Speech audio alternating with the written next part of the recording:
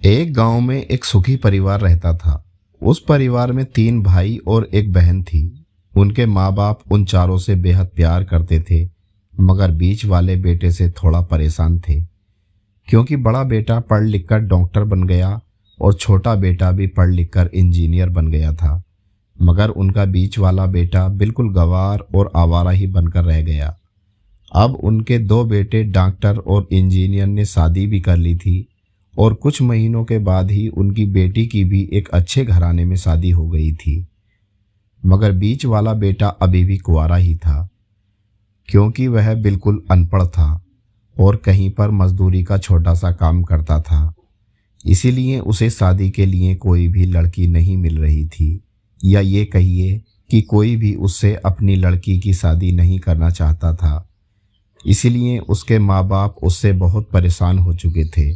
अब जब भी उसकी बहन अपने मायके आती तो पहले वो अपने डॉक्टर और इंजीनियर भाइयों से मिलती थी, मगर बीच वाले भाई से वो बहुत कम मिलती थी, क्योंकि वो उसे ज़्यादा पैसे नहीं दे पाता था।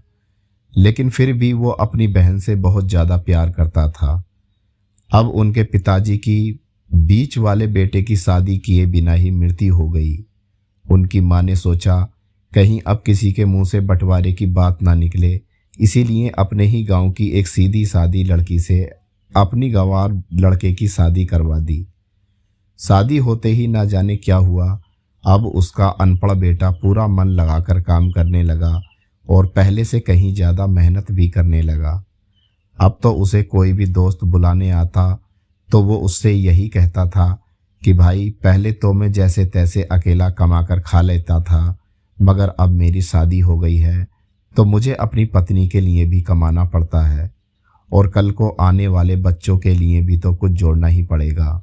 इसीलिए दोस्त, अब मैं तेरे साथ नहीं घूम सकता।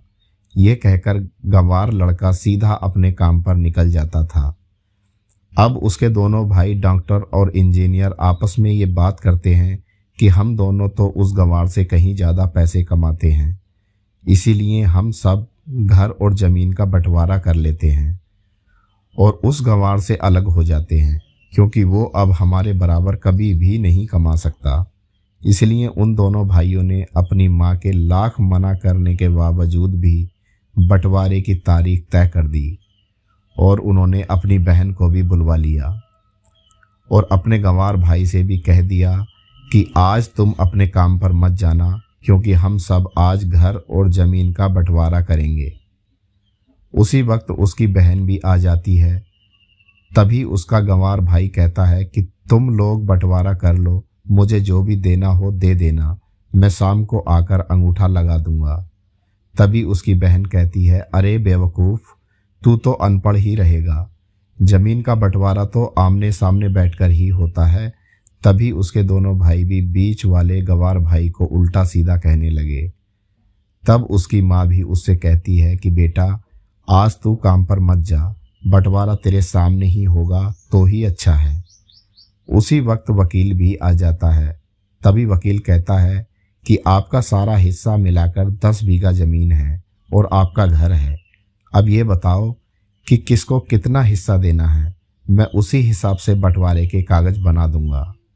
उसी वक्त उनका गंवार भाई कहता है कि वकील साहब, 5-5 बीघा ज़मीन मेरे दोनों भाइयों के नाम लिख दो और ये जो हमारा मकान है ये मेरी प्यारी बहन के नाम कर दो। तभी उसके दोनों भाई और बहन पूछते हैं कि और तू हिस्से में क्या लेगा। तभी उनका गंवार भाई कहता है कि मेरे हिस्से में मेरी प्यारी माँ है ना। और तभी वो अपनी पत्नी की तरफ मुस्कुराते हुए कहता है कि क्यों मेरी प्यारी पत्नी, क्या मैंने गलत कहा क्या। उस गंवार की पत्नी अपनी सास से लिपट कर कहती है कि माँ से बड़ी वसीयत क्या होगी मेरे लिए। और उसी वक्त उसका गंवार पति भी अपनी माँ से लिपट जाता है। गंवार बेटे और बहू के इसी प्यार ने ज़मीन जायदाद के बंटवारे को एक सन्नाटे में बदल दिया। तभी बहन अपने गंवार भाई के गले लगकर रोते हुए कहती है कि माफ़ कर दो भैया, मैं आपको समझ नहीं सकी। तभी उसका भाई कहता है कि मेरी प्यारी बहन, इस घर पर जितना अधिकार हमारा है उतना ही अधिकार तेरा भी है। और रही बात बंटवारे की, तो बंटवारा ना करने से हमारी ज़िंदगी रुक तो नहीं जाएगी। क्यों करते हैं हम बंटवारा? क्या हम एक साथ मिलकर नहीं रह सकते? जैसे हम बचपन में मिलकर रहते थे। एक साथ मिलकर रहने को ही तो कहते हैं एक अच्छा परिवार। और उस अच्छे परिवार को संभालती है एक माँ। तभी उसके दोनों भाई भी बहुत शर्मिंदा होते हैं और वो बंटवारे के सभी कागज फाड़ कर फेंक देते हैं। और उस दिन के बाद से ही उनका पूरा परिवार खुशी खुशी एक साथ ही रहने लगा। दोस्तों, कैसी लगी आपको ये कहानी? कमेंट करके ज़रूर बताएं। कहानी पसंद आई हो तो लाइक और चैनल को सब्सक्राइब करना ना भूलें। शुक्रिया।